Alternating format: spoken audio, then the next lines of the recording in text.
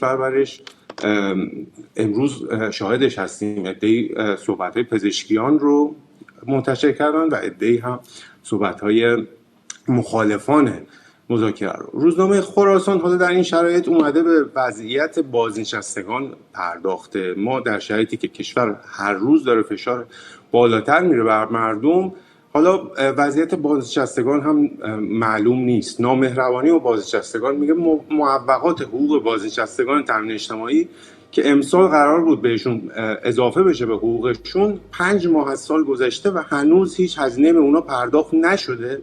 سازمان تامین اجتماعی هم میگه پرداخت این معوقات حدود 82,000 میلیارد تومان منابع میخواد که الان نداریم و احتمالاً باید تا 10 تا 15 شهریور صبر بکنیم. حالا این هم باز مشخص نیست کی میره.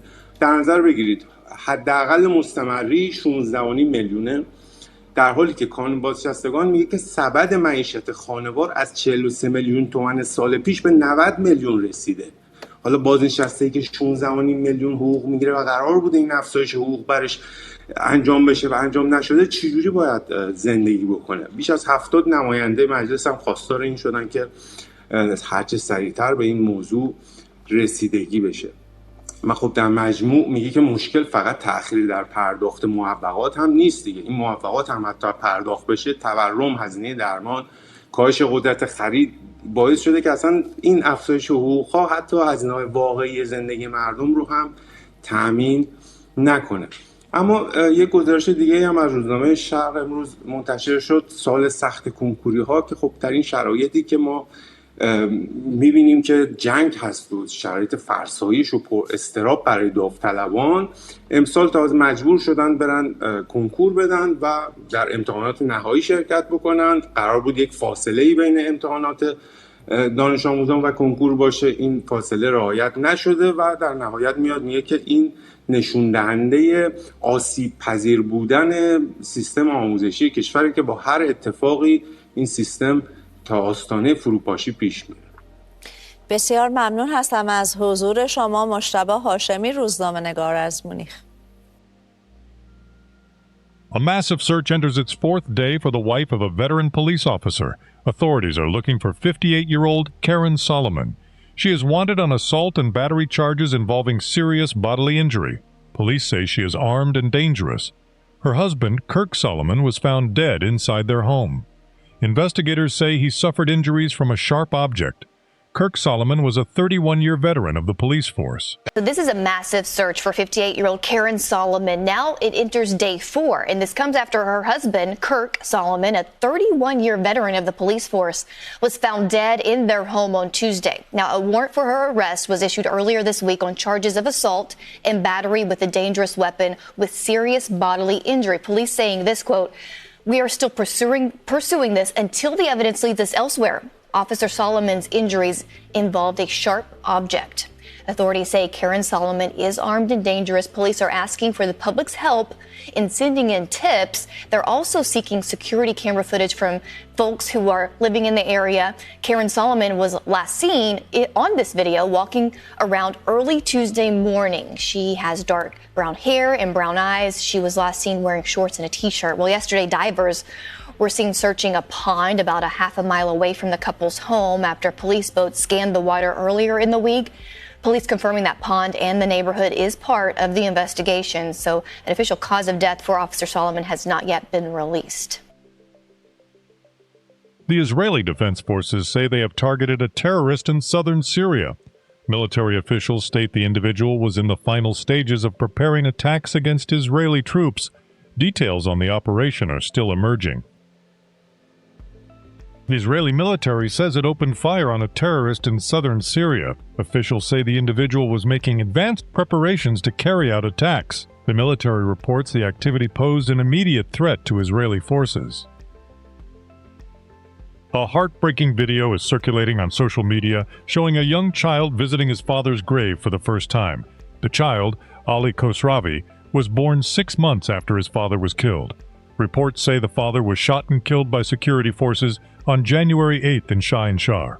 The video shows the boy's mother and other family members accompanying the child to the gravesite.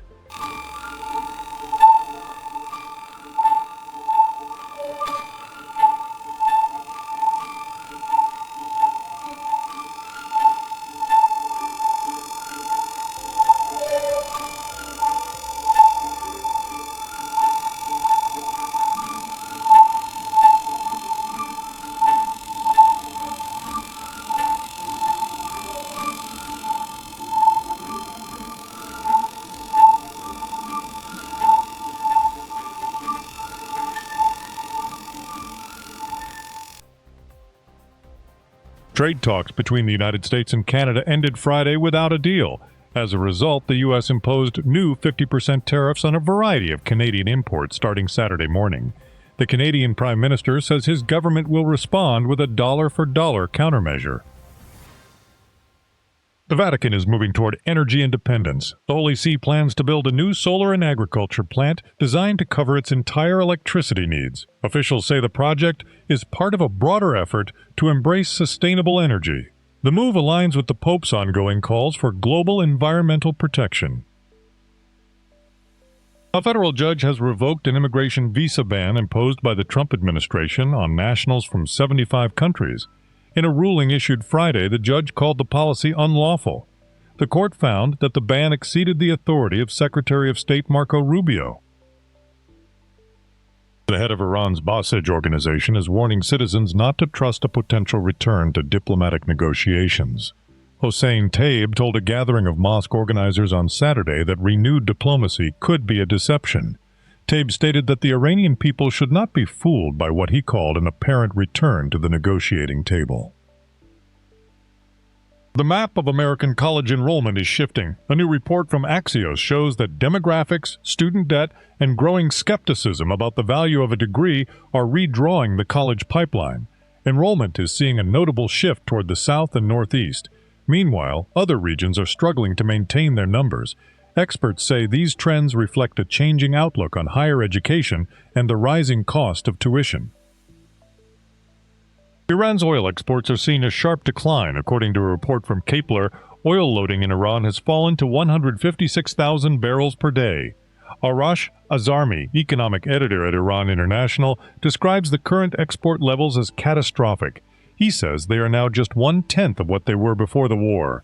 Azarmi warns that continued restrictions could fill reserves and force further production cuts. He says those cuts could cause long-term damage to Iran's oil wells. در همین زمینه همراه میشیم با همکارم آرش آذرمی اینجا در استودیو. ابتدا شروع بکنیم با این مسئله بحران صادرات نفت. اینکه میزان بارگیری نفت به حدود 150,000 بشکه در روز رسیده، دقیقاً معنیش برای ما یعنی چی؟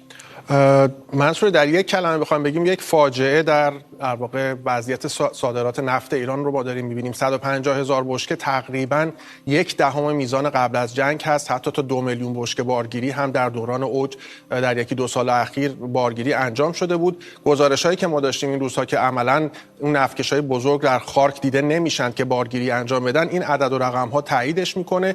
عمده بارگیری نفتی هم که الان داره در خارک یا سایر در واقع منابع اصلی نفتی ایران انجام میشه برای حفظ ذخایر شناور در محدوده داخل محاصره دریایی است. این در واقع وضعیت بارگیری نفت هست، یعنی عملا نفتی از داخل محدوده محاصره دریایی نمیتونه بارگیری بشه و بیرون بره. کمتر من گزارشی دیدم از شرکت‌های مختلف که بگن نفتکشی از ایران دیده شده که در این دور جدید محاصره دریایی تونسته محاصره رو رد بکنه.